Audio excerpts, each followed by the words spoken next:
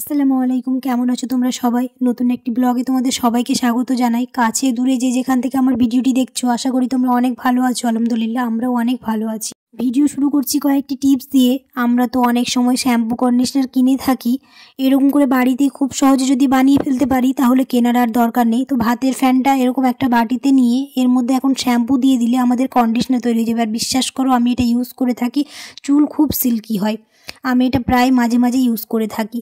আমাদের রান্নাঘরের ঝাড়ু খুব নোংরা হয়, সবসময় তো আমরা ক্লিন করতে পারি না জল দিয়ে। এরকম করে গায়ে মাখা পাউডার আর হলুদ দিয়ে চিরুনি করে নিলে আমাদের ঝাড়ু পরিষ্কার হয়ে যাবে। 3 নম্বর টিপস হচ্ছে, এখন তো শীতকাল, মোজা কোথায় রাখা থাকে অনেক সময় খুঁজতে খুঁজতে একটা পাই না।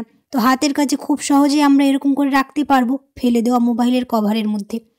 অনেক সময় মোবাইলের কভার আমরা ফেলে দিই, অনেক দিন হয়ে যায়, তো আর ফেলে দিতে হবে না। এরকম করে এক জায়গায় মোজাগুলো রেখে দিলে খুঁজে নিতেও আমাদের খুব সুবিধা হবে। এই টিপসগুলো ফলো করলে আমাদের অনেক টাকায় সংসারে সেভ হতে পারে।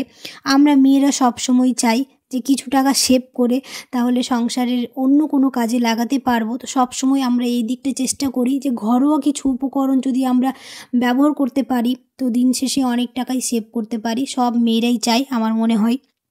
তো আমিও অনেক কিছু টিপস এইভাবে ফলো করে থাকি।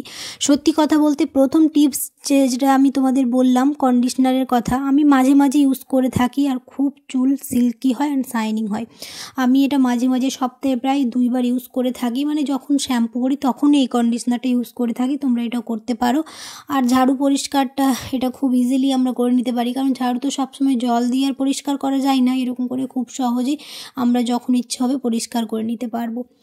এখানে এখন পরোটা বানাচ্ছি, এই পরোটারও কিছু টিপস তোমাদের সাথে শেয়ার করব। দেখতেই পেলে কেমন করে কি করলাম। এখানে ডোটা রেডি হয়ে গেছে। অনেক সময় আমরা কি করি, এই ডোটা বেশি হয়ে গেলে ফ্রিজের মধ্যে রেখে দিই।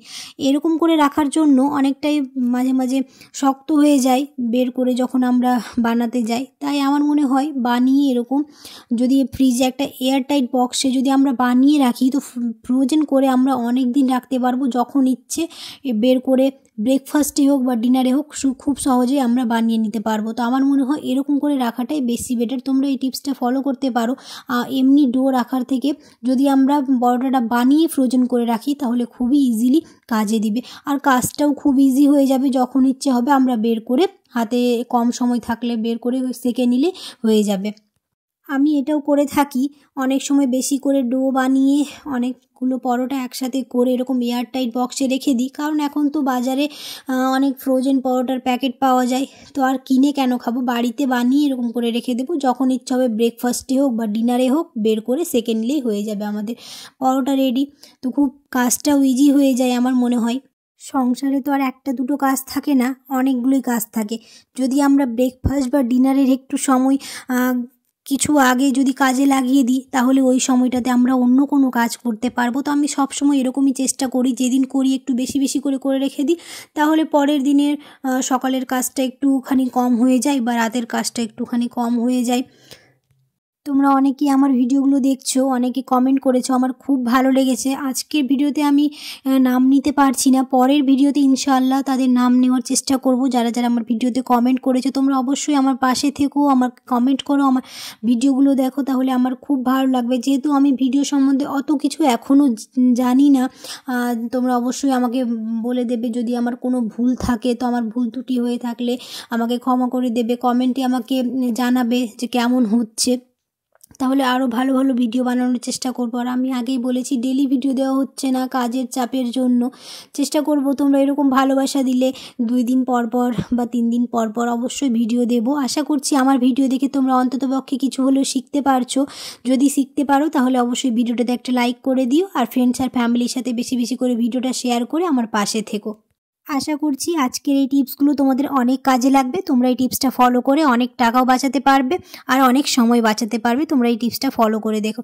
তোমাদের জন্য এরকম নিত্য নতুন টিপস আমি আনতেই থাকবো। তো অবশ্যই আমার চ্যানেলটিকে সাবস্ক্রাইব করে আমার পাশে থেকো। আজকের ভিডিওটা এখানেই শেষ করে দিচ্ছি। ভিডিওটি কেমন হয়েছে তোমরা কমেন্টে জানাতে একদমই ভুলো না, আর ভিডিওটাতে লাইক করে দিও। দেখা হবে খুব তাড়াতাড়ি নতুন একটি ব্লগে। ততক্ষণ পর্যন্ত তোমরা সবাই খুব ভালো থাকবে, সুস্থ থাকবে, সাবধানে থাকবে, নিজের শরীরের খেয়াল রাখবে, পরিবারের পাশে থাকবে, পরিবারের কথা শুনবে, সব সময় পজিটিভ ওয়েতে চলবে। তাহলে দেখবে আমাদের মনটাও খুব ফ্রেশ থাকবে।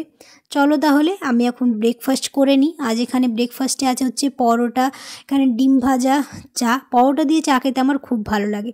তো দেখা হবে খুব তাড়াতাড়ি পরের একটা নতুন ব্লগে। আল্লাহ হাফিজ।